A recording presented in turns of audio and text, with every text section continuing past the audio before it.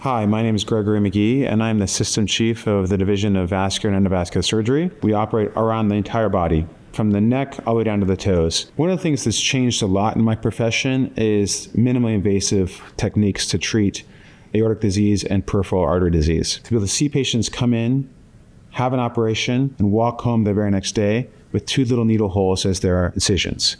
They almost feel like they didn't have surgery at all, and that's often something I hear patients tell me. Vascular disease is lifelong, and vascular surgeons develop lifelong relationships with their patients. I like to take my time with patients to sit down and understand what's important to them, what's in their headspace, and who they are, and we can talk together about the best path forward. I focus on doing is creating customized solutions that are tailor-made to the individual patient. Sometimes that means building a graft specifically for an individual patient. Sometimes that means ordering a graft that's tailor-made for that specific patient. We're essentially building a ship in a bottle.